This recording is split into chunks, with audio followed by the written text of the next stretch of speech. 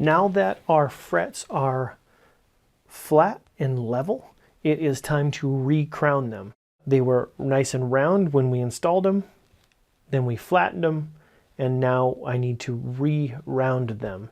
They are flat, and since they are flat, they're going to be fairly wide, which means that the break point of the strings isn't going to be the center of the fret. It's going to be off in front of the fret, which is going to shorten up the string, and it's going to make everything sharp, and it's going to feel terrible if you tried to play it like this. We have to recrown them.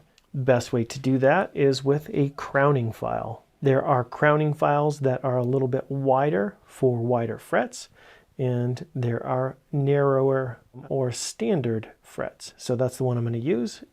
One side is 240, the other side is 400. These aren't diamond coated, but they work pretty well. You can get all sorts of fret files, and I would suggest getting as high quality of a fret file as you can, and one that you like and are comfortable with. This particular one I like a lot. The handle is really, really nice on it. So I am going to first mark all of my frets with that same marker again.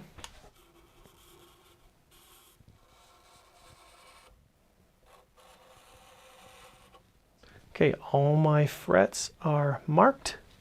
Now it's time to crown. Now as I make them round again, what's going to happen is that the sides are going to slowly start to taper in, and they're going to come to almost a point. And I want to see still a sliver of my marker all the way across, so that I know I haven't rounded that point and starting to make it shorter again, because I want to make that come to as close to a precise point as I can, and I don't want to close that gap.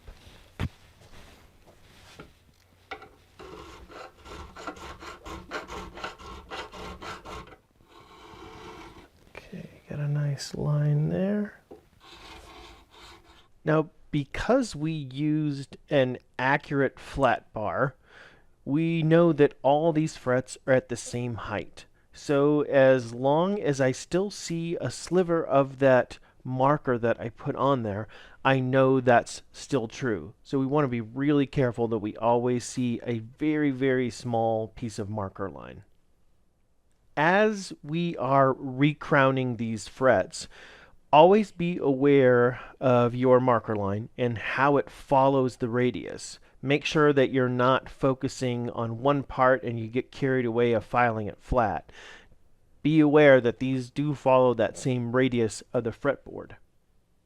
And be careful not to focus just on one spot for too long, especially the ends.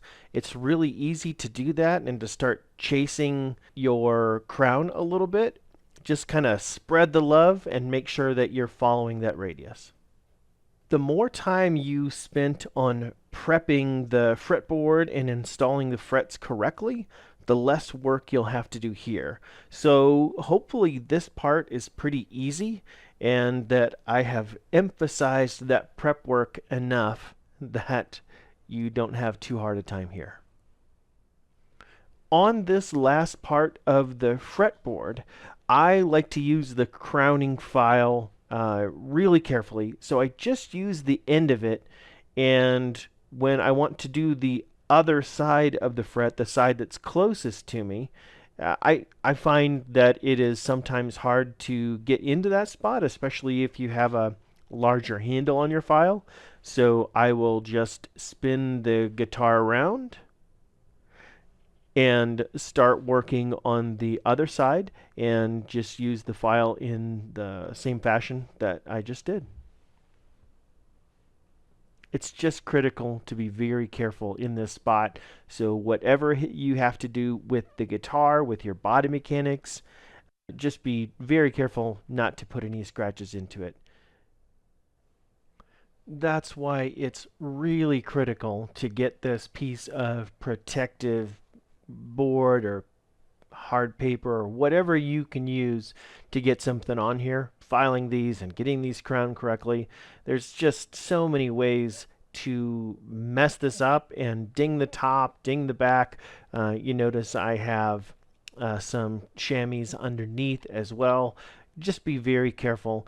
As we come to a close, the last thing we want to do is ding up our top and get frustrated and feel like we're spinning our wheels. So just be careful. Go at this slow. I think you're going to do just fine. Okay, I think these frets look great. The crowns are all exactly the way I want them to look. Now let's get this cleaned up and get all of these little fine metal shavings out of the way, get them vacuumed up so that they don't embed themselves into the neck or the body of the guitar, and then we can move on to final fret finish work and get some strings on this pretty quickly.